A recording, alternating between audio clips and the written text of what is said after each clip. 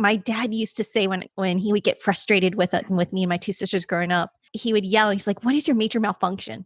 I remember going up like, dumbest thing. Like, what? I remember the other day, my kids just got on my nerves, and I was like, "What is your major malfunction?" I'm like, "Oh my gosh, I'm so my dad right now."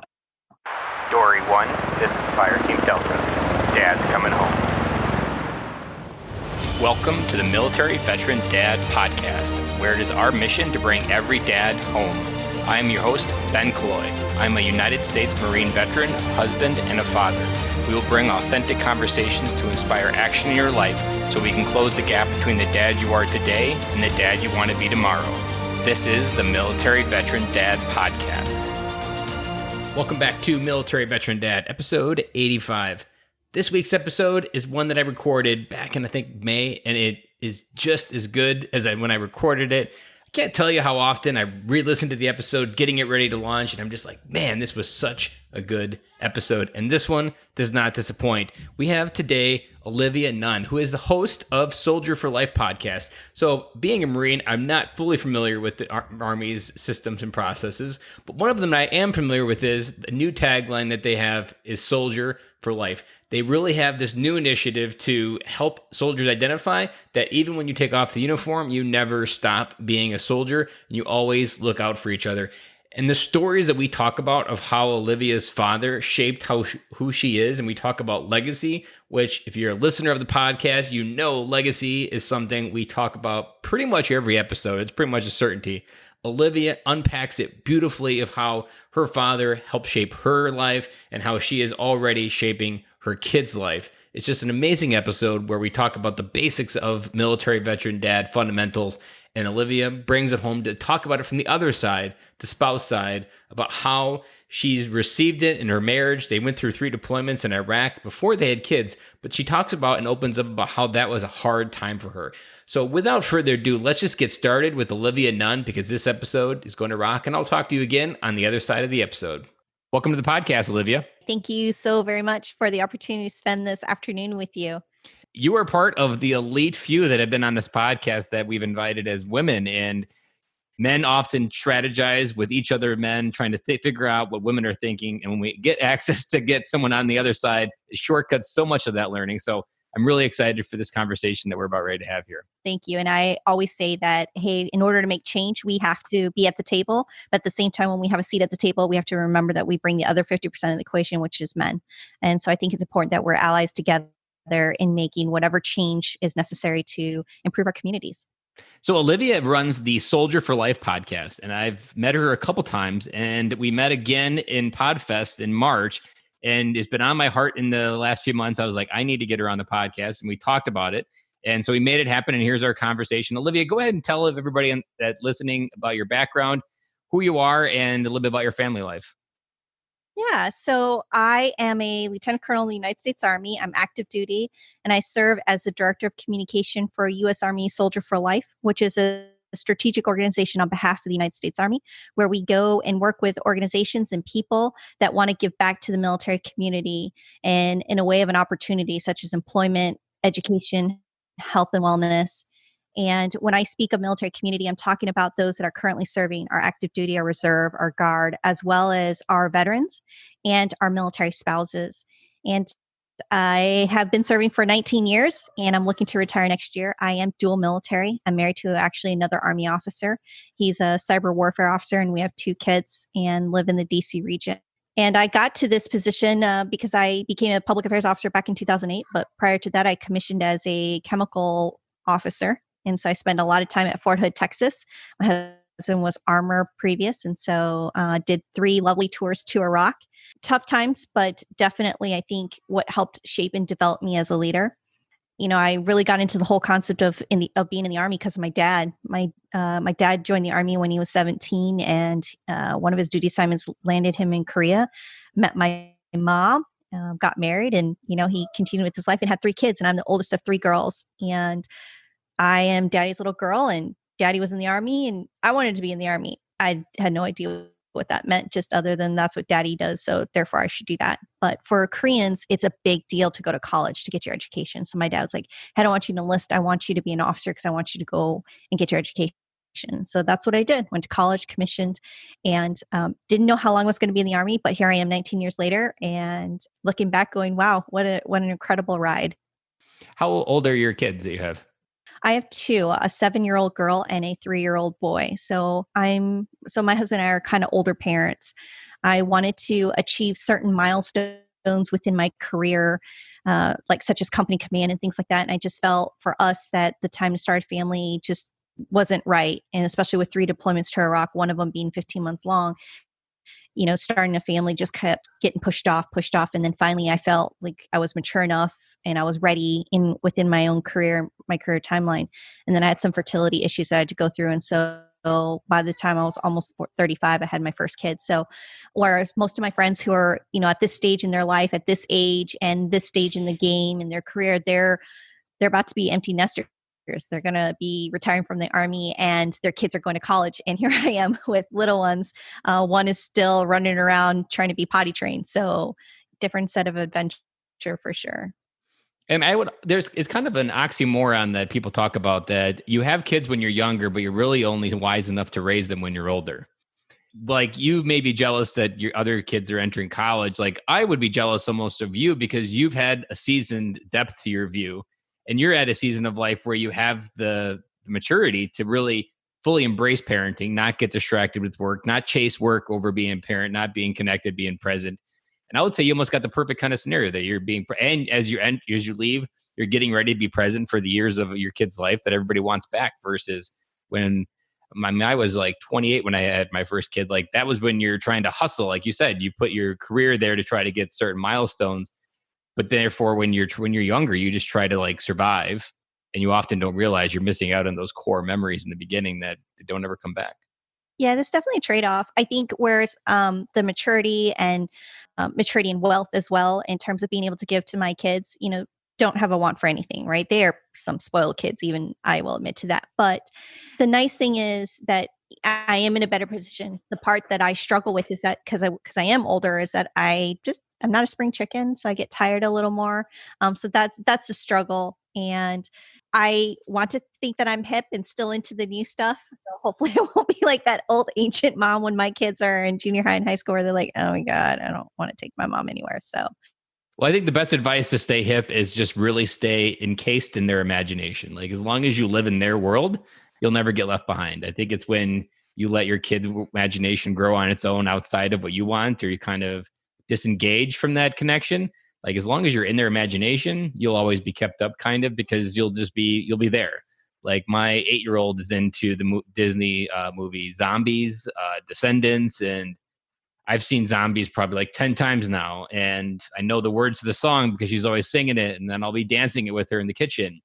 Like, I feel like by living those memories with her, I kind of stay with her at the same time. Like, I don't feel out of place. I'm 35, so I don't feel like too out of place yet. But living in that moment is often how I kind of overcome that. Because if you're growing with them in that memory or that imagined moment, then you're kind of like, you're never going to get left behind because you're right there with them.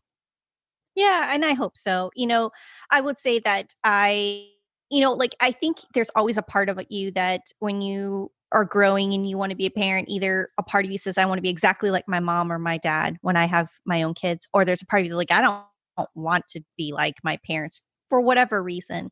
And I definitely, I was very close to my dad, not so much with my mom, but now I have an amazing relationship with my mom that I didn't have before.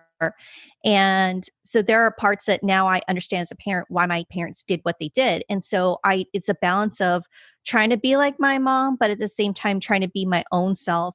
My mom is, she's Korean and she grew up in a different culture, and she was a tiger mom. She is a tiger mom. She's not a tiger grandma, which is interesting. Like her grandkids could get away with anything, but with me, she was very strict. I mean, there was no give. There was a certain level that I had to achieve every single day.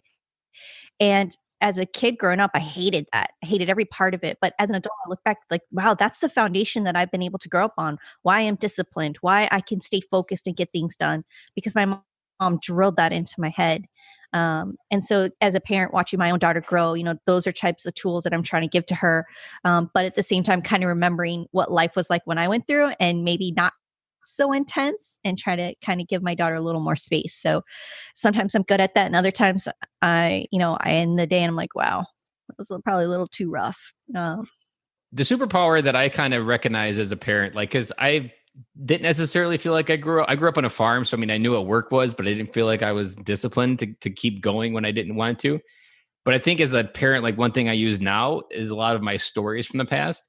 And I think like, I don't think it's wrong to do what your mom did, but I think to back it up with that like complete understanding, because like kids are smarter than we give them credit for. So like my 8-year-old, I'm always consistently sharing a story about like a time where my life was unfair because she's kind of at the stage like, that's unfair. That's unfair. He got this, she got that. And it's super annoying.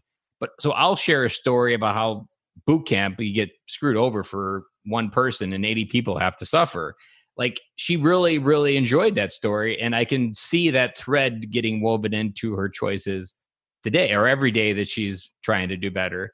And I think that's one thing that parents don't realize in their arsenal, especially military people. We have such great stories. Like use your stories to help teach that lesson versus kind of just saying, because I told you so. Like no one likes that. But if you tell the story, like they get to know you, they get to understand the reason, but then they just feel connection and they can maybe understand a little bit better. I'd like to go back a little bit to, you mentioned that your dad was in the army as well, that you met your mom in Korea.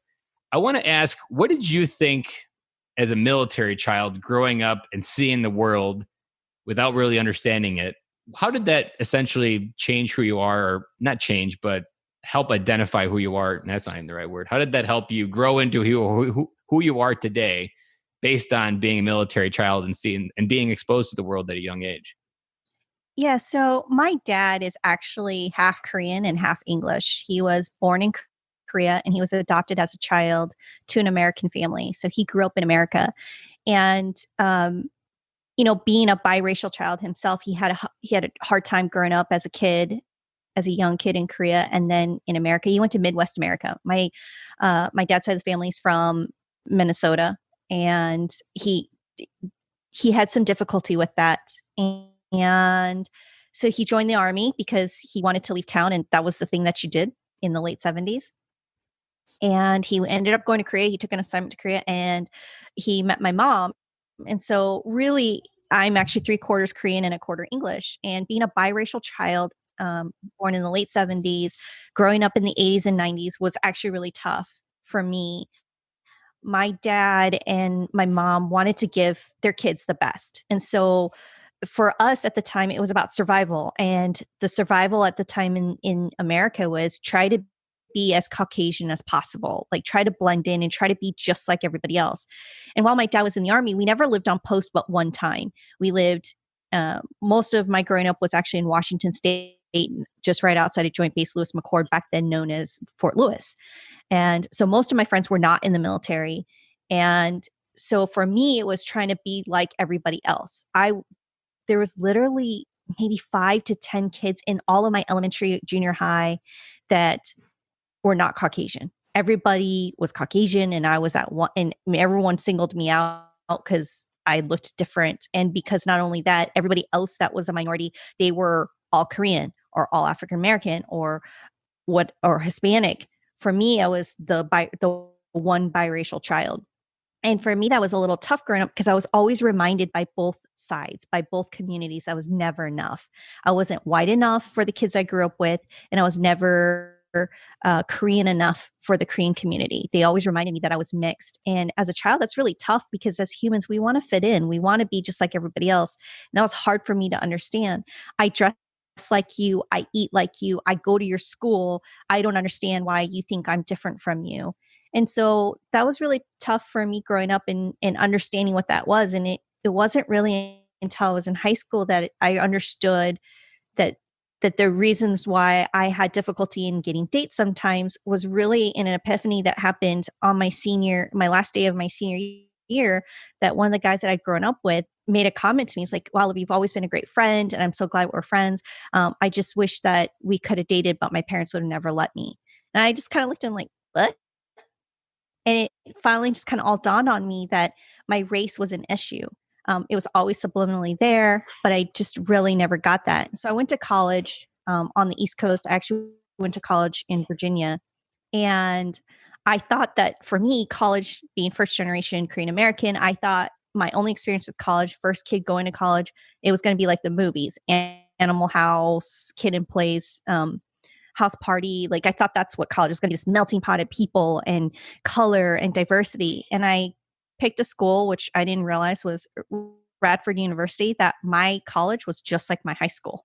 There was almost no diversity. So I show up to this small college in the middle of nowhere, Virginia, and I look around, I'm like, wow, this looks just like my high school, just on the other side of the United States. Yeah, thinking I was going to get something different, but it was exactly the same. But I ended up learning and growing so much through that. And I had an epiphany my freshman year. I literally woke up in the middle of the night and our beds were bunked and I bumped the bunk above me as my roommate and I woke her up and of course she wasn't happy. And I was like, hey, I'm 3/4 Korean and 1/4 English. And my roommate's like, great, Olivia, I know that. No, you don't understand. That's who I am. And no amount of scrubbing my face is going to change this. I'm going to look like this. And I'm okay with that. And if you're not okay with that, then we're not meant to be friends. But coming to that epiphany and coming to that was such a relief. And so from that moment on, I was just like, hey, I want you to know me and not who I am by my appearance. And it was a big growing moment for me. And it's kind of how I've looked at life. And something that I've really enjoyed about the Army is that it's such a diverse culture. It is so accepting of who you are. It doesn't matter what social economic background you came from. It doesn't matter the color of your skin. What I care about is, are you going to do your job? And are you going to do it well? And that's what I've really loved about the Army. I can see a couple things, the big threads in that I could see as you were leading up to the crescendo of leading up to the Army. Like I could easily see, because the uniform was the equalizer that you never felt before, and that everybody was the same and you were all connected with one word, not in multiple races, not quarter this, quarter that. You were all soldiers together. But then I could also see, like, there's something that scares the hell out of me raising my daughter in a world where Instagram provides the amount of value that a woman feels in this world. And that if you have more followers, then you have more worth and value.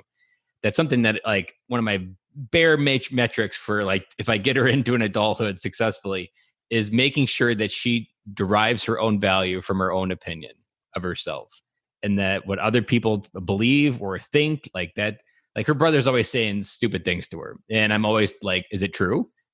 Do you believe it? And she's like, no. Well, your opinion of yourself is the one that counts the most. Other people are going to say that, even at school, they'll be like, girl problems or second grade drama, playground stuff, when we had playgrounds and before COVID.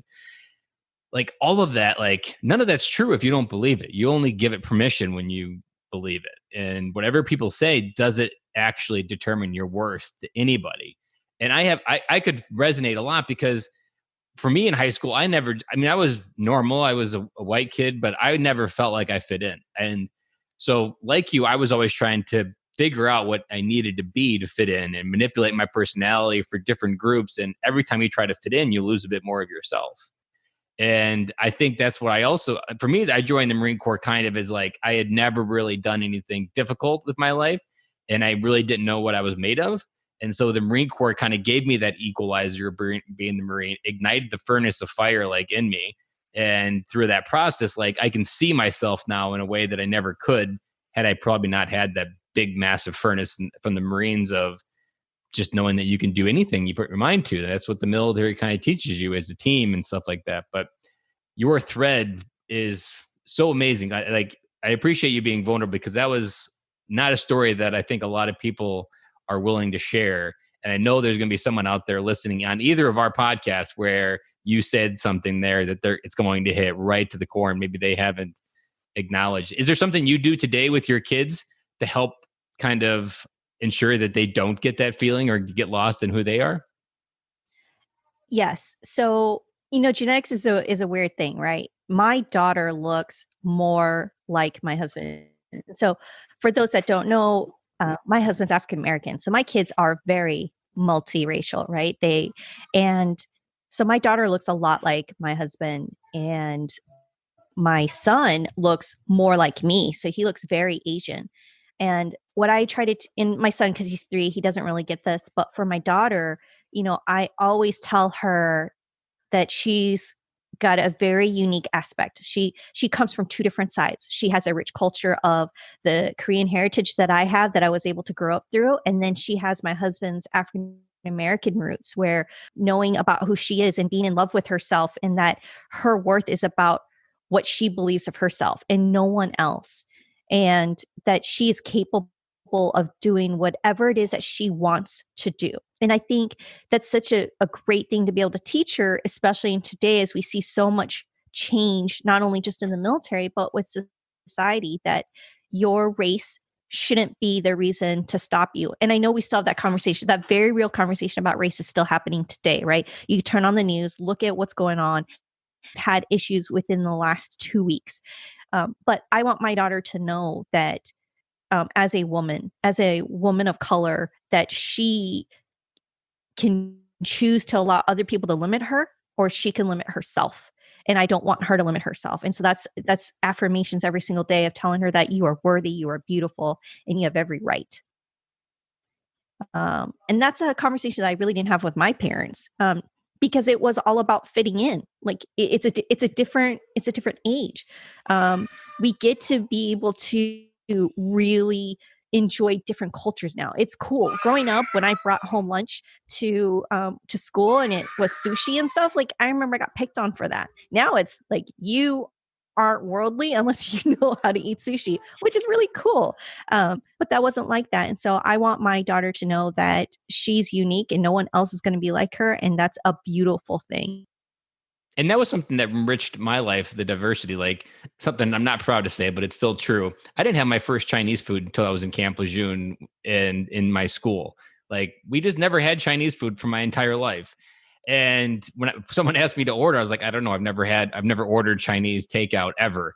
And one of them recommended General Tso's chicken. And still to this day, that's my go-to Chinese meal. I haven't really diversified within my Chinese food.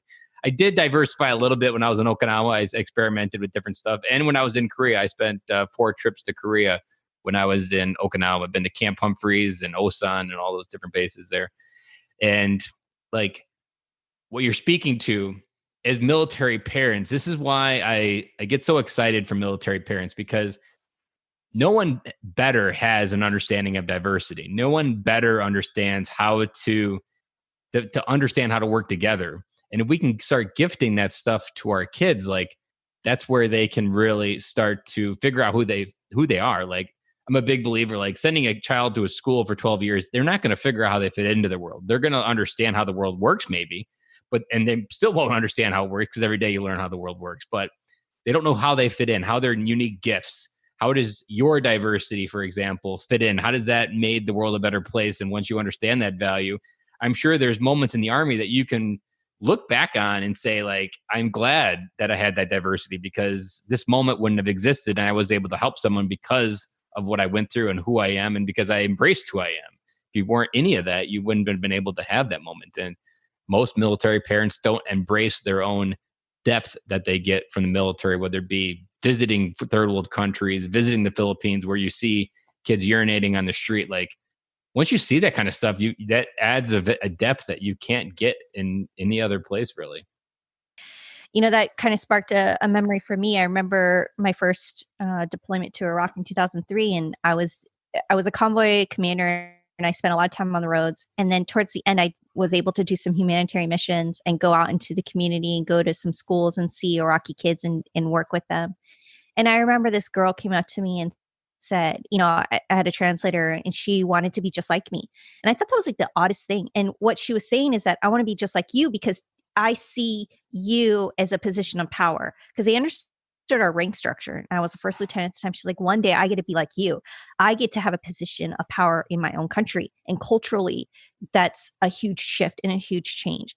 So I was just really awestruck by that, and just really humbled that we were able to kind of show hope. And it wasn't anything special that I did. It was just, I was there, and we showed a cultural side of America that as a woman, I could still be a leader. And I think that's a huge gift that I think the military gives, especially now, when we changed the laws and said that my gender is not a reason for me not to fulfill any position in the military. And I think that's really cool. And I think, but the part that we owe to our service members is that we've got to mentor and educate both sides, both men and women, on how do we successfully continue to do that integration? How do we lead them through that change, through that fire, and developing them so that they could be the very best leader for those that they are entrusted to care for. And there's challenges to that because there's no manual, right? The manual was written for so long on a guy to do it. Like, we know how to achieve that successfully, but how do we do it as a woman? And I think it's important that we have that conversation and ongoing dialogue on how do we mentor through these changes so that they are equalized in every opportunity. And I think a lot of that conversation begins with your self-image and the value that you derive of yourself. Like, so much of society and kids today, they derive it all externally. Like, that's why Instagram scares the hell out of me, because when my daughter's 18, there's going to be a lot of women that won't feel value unless they have the amount of followers. They don't get a certain amount of likes. And that's not where you get the value. That's not where you can believe you can do anything with your life, or that the only thing stopping you from doing all this is yourself. And often, like, that's the people install walls in their life that they don't ever realize that are invisible. They just need to walk through them, but yet they treat it like there's a wall there the entire time. And there really isn't in some cases. It's just people are trained to believe that they're not. I would say, I think back to my dad. The one thing that my dad always harped on and drilled into my head was that my race, my gender is never going to be the reason to stop me. I'm going to stop myself. I will place the barriers. And so he was always encouraging me to think beyond what was given to me and how do I work through that. And both my parents have taught me hard work, how to be focused, how to dig in and to give back. And my dad says this to this day, that the 12 years that he spent in the Army were some of the best days of his life. He was able to come away from the Army a changed person. And he truly appreciates that. And so now he's that old man, right? He's like that old 60-year-old grandpa now that's like, back in the day, and he tells his war stories.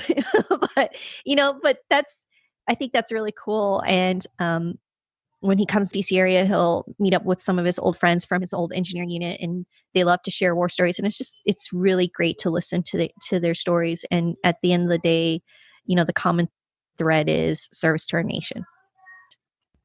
It's a really good thing. It's a good story. Let's maybe talk about the integration of you and your husband, because I think there's a lot of life lessons that you've probably learned in those 19 years that you've been serving. How long has your husband been serving?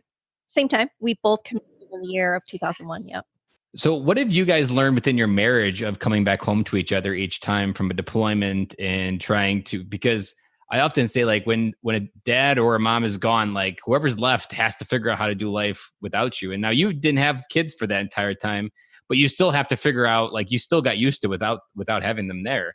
And you both emotionally grew apart, not necessarily like in the context of like love, but that you were both just emotionally growing as people.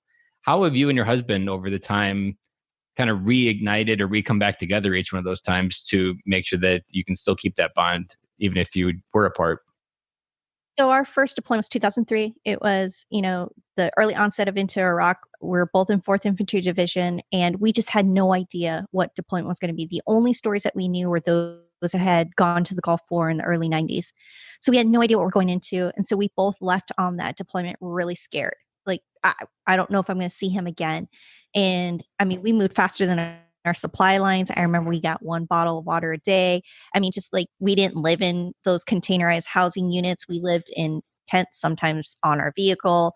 And so it was a different experience. I ate MREs for 6 months straight. So when we finally got some, green looking eggs, I was so excited. But for us, when that deployment was over and we came back, because we were engaged during that time and I was trying to plan a wedding, I think it was a smoother transition for both of us because we both were just so excited that we had survived and that we were going to be back home together and we get to plan the rest of our lives together because we were going to get married. So we came back in March 2004 and got married in August 2004.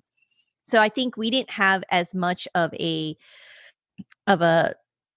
friction, if you will, where a lot of, I think, other married couples had to go through because we really felt like we put our life on pause, went and did this deployment and came back and hit play again.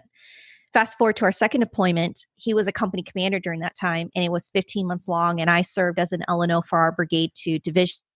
So we were both actually at the same installation. We were both at Victory Base Complex. And so we got to see each other every single day, which is not something that everyone got to experience.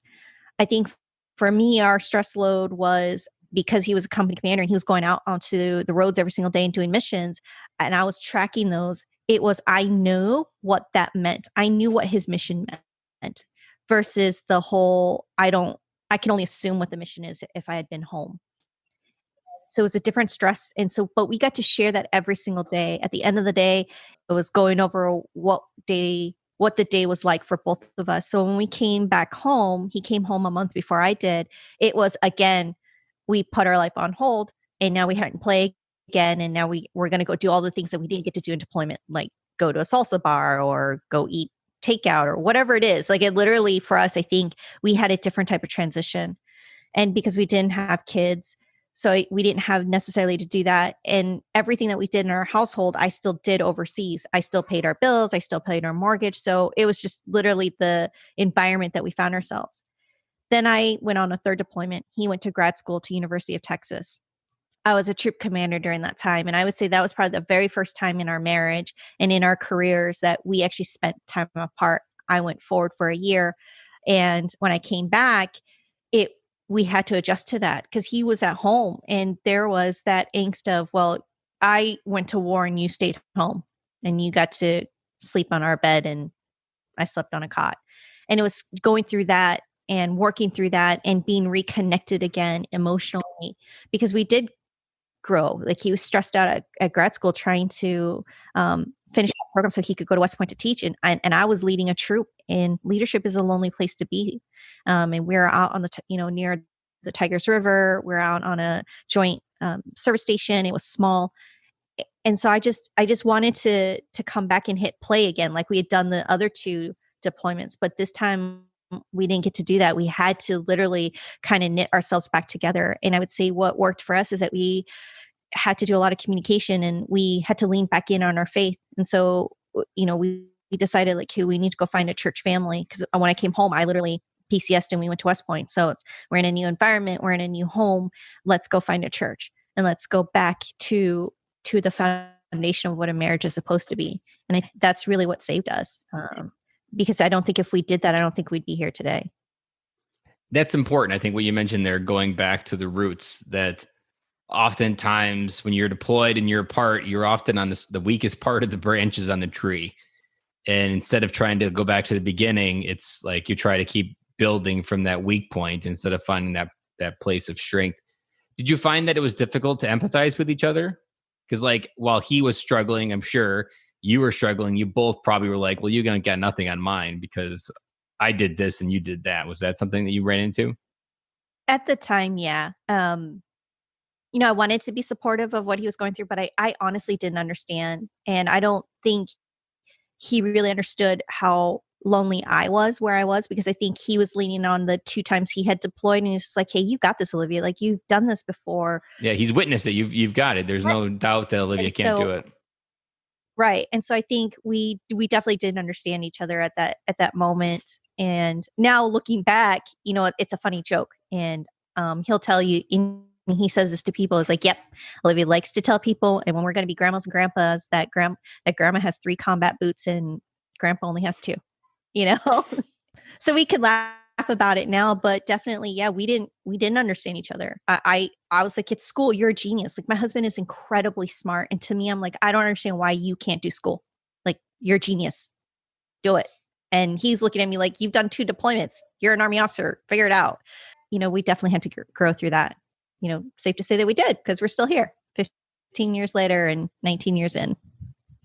There is a lot of what I love about your story, and what we talk about a lot on the Dad podcast, is legacy. Like when you first started talking about your dad and the thread that got you to where you are today, like all I could think about is the legacy of family. Like, but it began in the legacy of service. And that's a lot of what I notice with dads and anybody that really serves.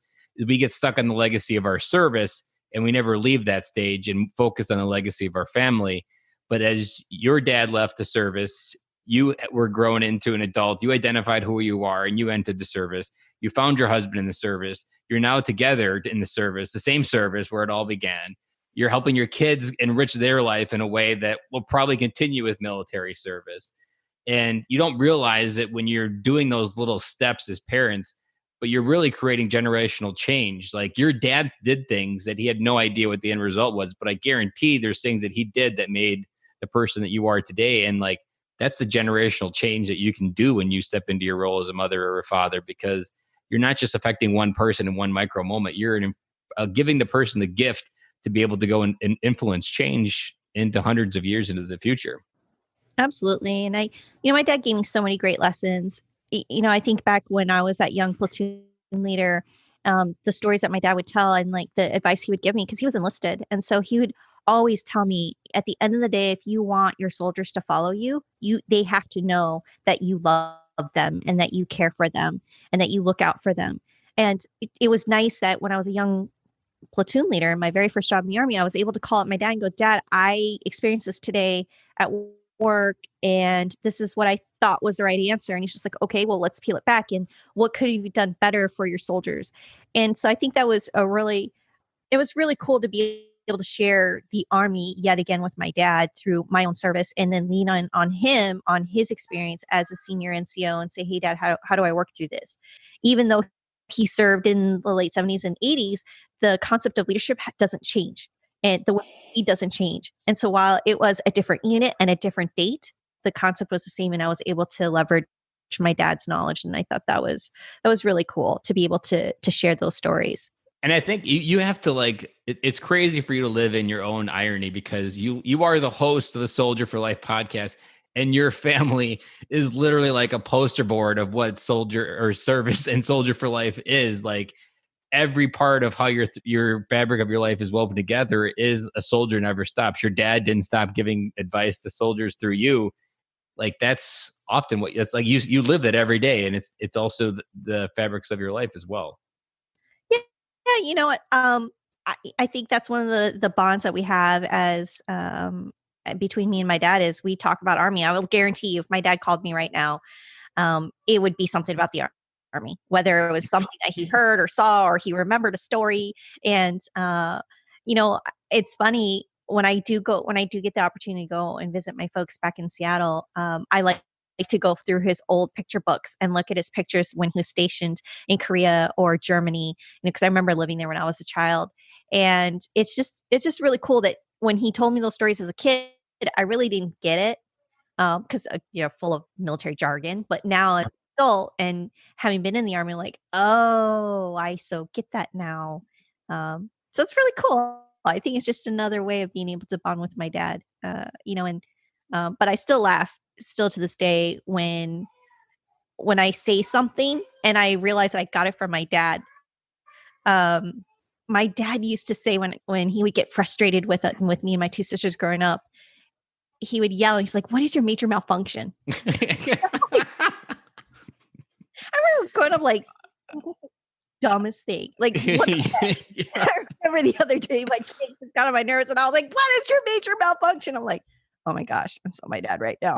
Oh man, he I just still get yeah. Right? Like all his his sayings that came from basic training. My dad. It's funny because I really didn't know this until we kind of talked about it. But my dad was a smart aleck because I never saw that side of him. He was dad. He was in charge and he was serious. Yeah, he was the authority. Right. But apparently that wasn't the case when he joined the Army. He was the smart aleck. He was the one that got in trouble by the drill sergeant all the time. Like they named the push-up rock after him, Private McNeilis, because guaranteed my dad smarted off.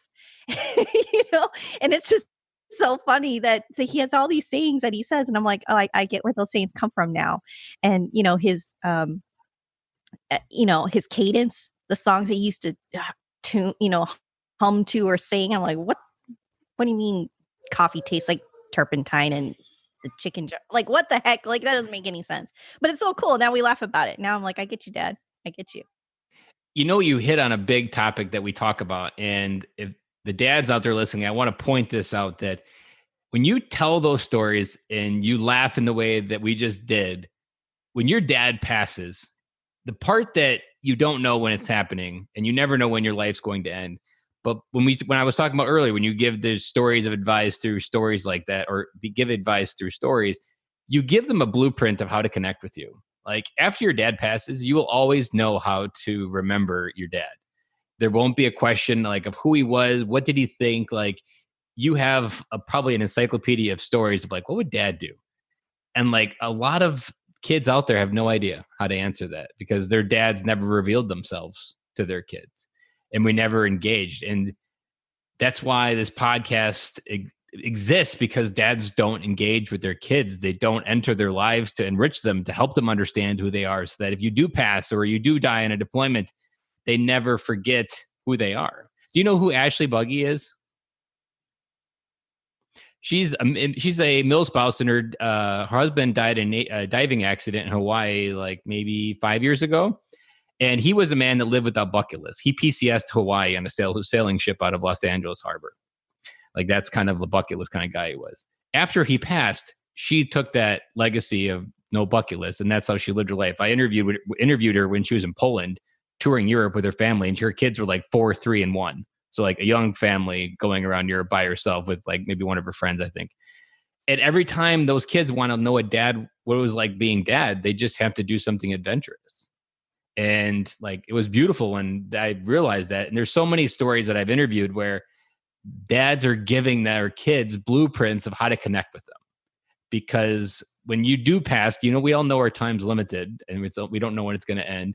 But if we can give our kids something to hold on to understand who we were as they go forward, that's how you create legacy that keeps going. Like a veteran is only forgotten when people stop remembering his name. But if you don't give your kids something to remember, they're not going to have anything to repeat. Yeah, and I think my dad had a very unique outlook as to why he wanted to connect with his kids so much. For him, it's, my dad was adopted, like I'd mentioned. And so he doesn't know who his dad is, right? And honestly, we just found out 2 years ago that actually my Caucasian side is English. We thought maybe it might have been Irish. We assumed it was Irish because it seems like everybody's Irish.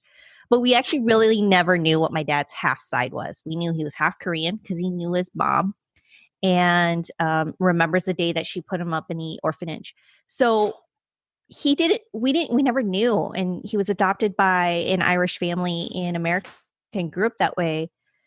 But my dad has always yearned to be really connected with his own blood, with his own family. And so when he had kids, he wanted a different story than what he had. He wanted to make sure that his blood knew who he was.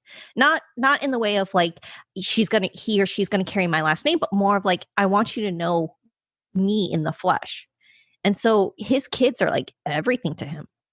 He wanted to make sure that his legacy lived through his. Yep.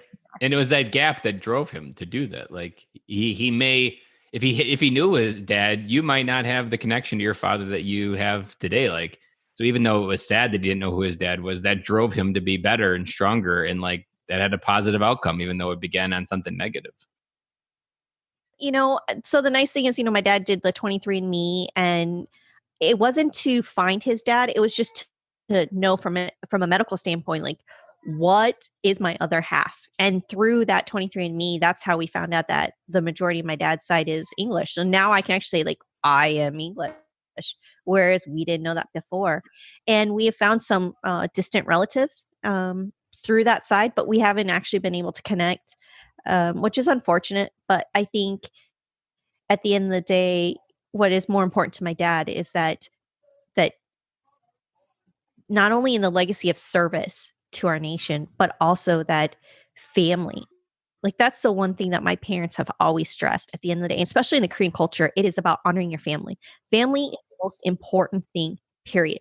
You represent your family. Every success and every failure is a reflection of your family. And so he views success in life through the successes that his children are able to achieve. And so for him, he's got 3 kids and I have 2 younger sisters, and they're doing amazing things in their life. But for my dad and for me, our connection is the Army.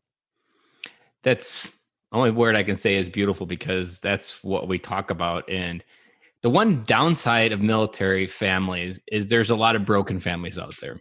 That there's a lot of ones that didn't make it through that end in divorce. Like the military divorce rate is something, I'm not sure what it's currently at, but it's not something to be proud of. And there's some advice that I give dads who've been isolated, or anybody really, this advice works for when they've been isolated from their family and they don't get to be part of their kid's life. Open a Gmail account, keep the password to yourself, and just write emails to it. When something's on your heart, a story, maybe your side of a story, if it's a spat with your spouse, like always just keep writing emails or sending pictures, different things like that, of things that you want your kids to know, like a time capsule. And when they're older, give them the password. And that allows them to know who you are in a way that they wouldn't have been able to at that time.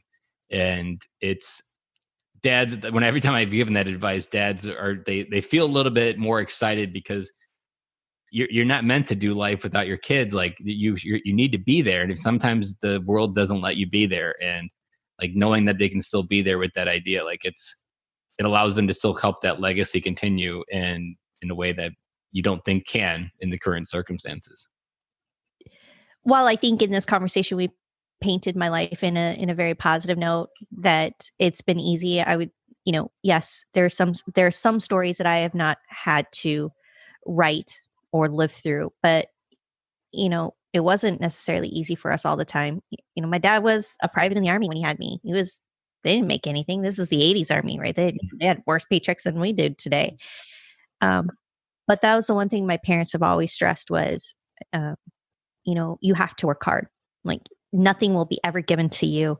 You have to work for what you want. And I think that is a great foundation that they've been able to pass on to me. It's one of the reasons why I've been able to do what I do. While I might not be the smartest tool in the shed or the sharpest one, I'll work hard, and in making sure that I take care of those that I'm entrusted to take care of. And that has always been the most important thing to me whenever I have the opportunity to lead men and women is, what would my dad have done if he was here? How would he have led them? And so I think that's really cool.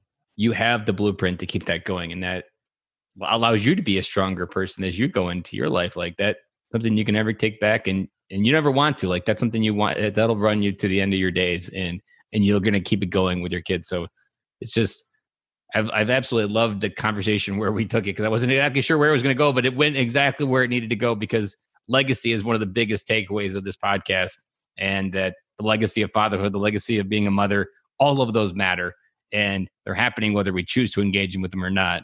And I always tell dads, it's time to come home, because your kids need you, and the role of fatherhood matters. And I think you're absolutely right. In our own family. So for those that know me beyond just the voice or on social media, but I share that we have a blended family. So my sister lives with me along with her son, my nephew, and my nephew and my son are exactly the same age. They're 7 weeks apart. So I jokingly always say we have twins in the house, because there are 3 kids and 3 adults in this house. And to me, my nephew is a son to me, right? Everything is equally the same. Whatever I buy my kids, he gets too. And it's unfortunate, but their life didn't fall out exactly the way that she had planned. And the beautiful thing is I get to share life with her. So she lives with us, and I get to see my nephew every single day and grow into this cute little guy. And my kids know them as their brother. That's not their cousin, it's their brother. And the unfortunate part is that, his dad isn't in his life for whatever reason. And so I think the really nice thing is that we get to do what we've always believed in, which is be a family. We are there for our family because our family matters to us. And we get to give my nephew all the things that he needs to be enriched in his life.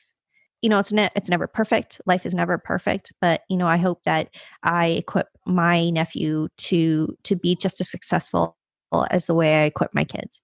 And so I think it is important that dads that are listening, that, you do have to step up. You do have to be part of their life, however that is, whether it's through phone calls or FaceTime or notes. But I think it's important. And that's the one thing that I would wish for my nephew, is that his dad knows him. And maybe one day. Right now. kids always have those questions. Like it's scars on their heart that they'll never understand the answers to. There's even things like, well, why didn't my father love me enough to stay? Or why wasn't I valued enough to be in his life? Like what's broken in me that wasn't worthy to receive him in my life? Like those are questions that really F up a person's ability to feel love for themselves, because in the beginning of their life, someone said that I'm not going to be a part of your life. And that often, and it's something that most adults don't even realize those threads are tied back. And what you talked about there is something that, like, to go a little bit sad, but like a lot of dads end up feeling the solution to their problems is to either let their life explode and remove themselves, or they physically remove themselves and think of themselves as a burden to the pain that they're feeling, and they take their own life.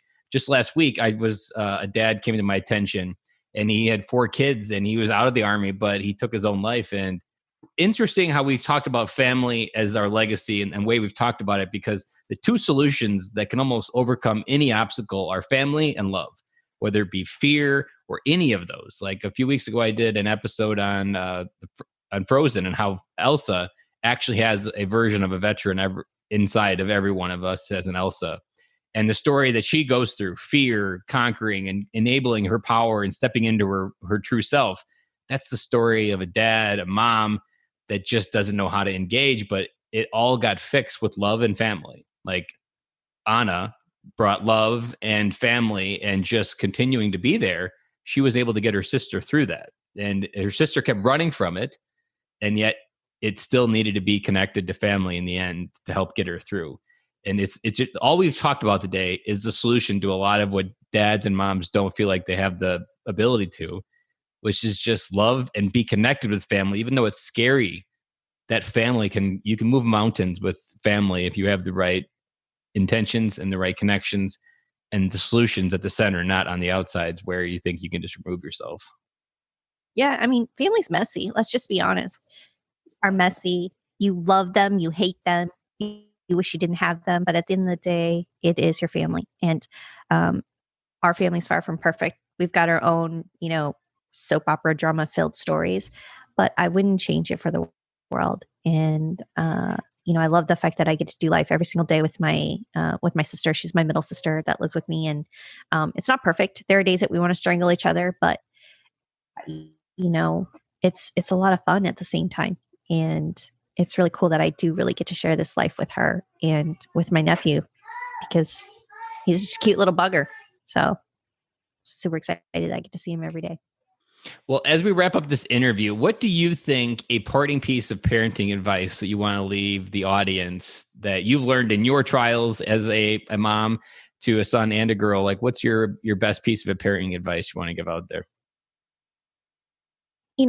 So this is going back to leaning in my faith and what I believe, but I truly believe that it takes both parents, however that's designed, whether it's in the house or out of the house, but it takes both parents to really develop a child.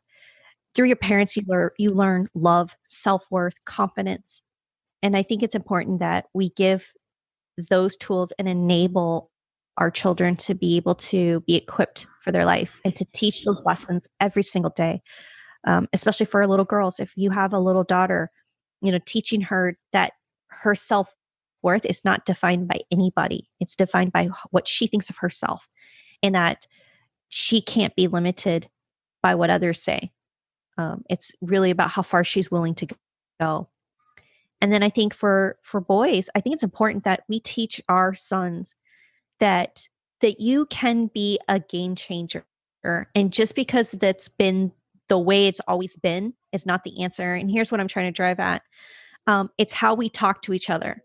When I was a company commander, I was very big on, because I had a majority predominantly male company, and I would hear them say like, oh, you hit like a girl, you run like a girl. And I would stop that. I'm like, no, you just said through that action that a girl is less than you. We're different. We're biologically different. And that is okay. Celebrate those differences. But don't compare me from a lesser standpoint, because would you ever want to limit your child, your daughter, your sister, your mother, your aunt? And every single time when I ask that question, when I break it down, the answer is no, I wouldn't. said, okay, so change your vocabulary, change how you treat each other, change how you talk. And I think that's important that we teach our sons that. It's not the good old boy club. It's not because we've always said it that way. We need to change that. And I think when we start changing the way we talk and the way we expect them to talk, we can make big changes in our culture, not only in the military, but also in society. And I think that's very important for the men in our lives and for the men that we are entrusted to develop.